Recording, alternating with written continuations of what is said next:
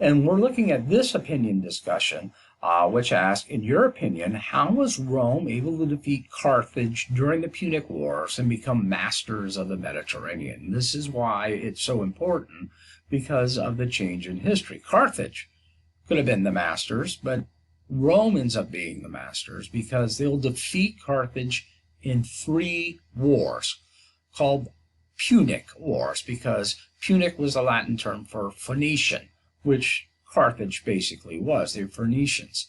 And so what you would want to look and focus on, because you only could write 2 or 3 paragraphs, look at how the first Punic War, for example, Rome really didn't basically have a navy, and they copied Carthage's ships, and they find a way to try to make it better. And so they're able to defeat Carthage in the first Punic War.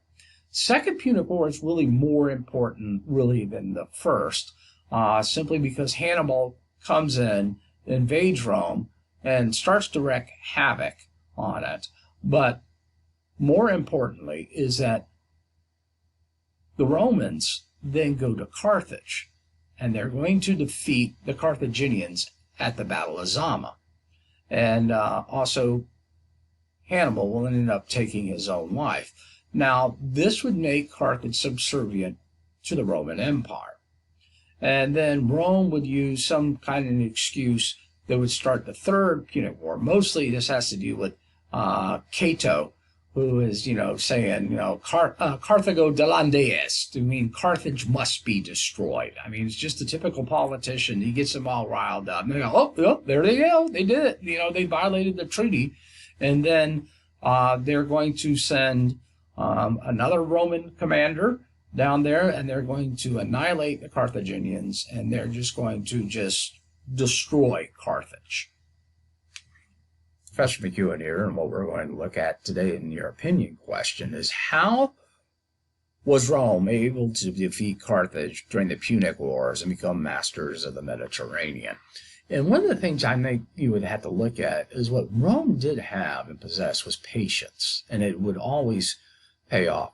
For example, in the spheres of influence, in the first Punic War in Sicily, both sides declared a sphere of influence, and when Carthage seemed to believe that Rome was infringing on theirs, it erupted into war.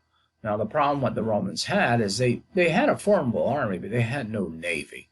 And once that was built up, they were able to finally defeat Carthage in the first Punic War and then acquire all of Sicily.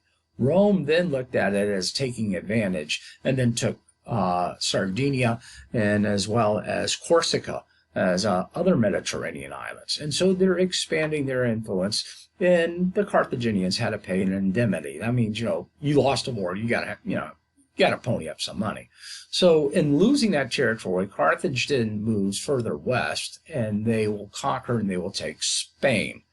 Rome will also have some allies in around Spain, and it's the famous Hannibal, who is going to march his army, and he was an excellent general, along with elephants, across the Swiss Alps and invade Rome, and this begins the Second Punic War, and he just basically running ripshod over the Roman army. The Romans stupidly go out and try to fight Hannibal one-on-one, and they're defeated. Almost 40,000 Roman soldiers are massacred.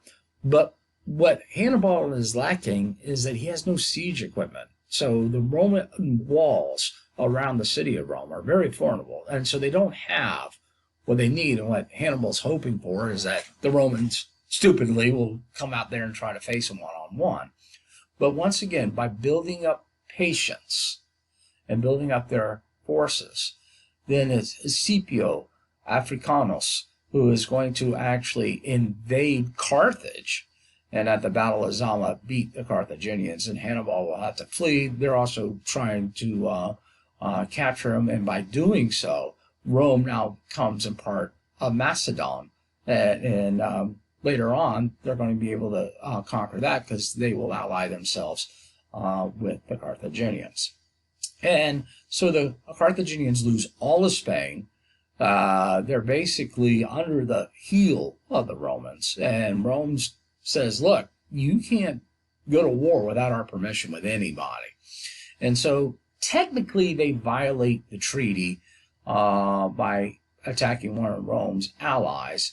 And there is the great politician Cato, who says, Carthago delande est, which was Latin for Carthage must be destroyed. And that's what a number of Roman politicians want. And they said, look, let's just get rid of them.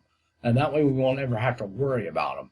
And so the younger Africanus, Scipio Aemilianus, will take a Roman force and they will destroy Carthage and actually pour salt in the earth so they couldn't even grow crops. And it was once said that he wept when he saw what happened. And he explained to those nearby, I'm afraid the same fate will fall to my beloved Rome. So that's where you can use some of the ideas of forming your opinion of how Rome became the masters of the Mediterranean through the Punic Wars.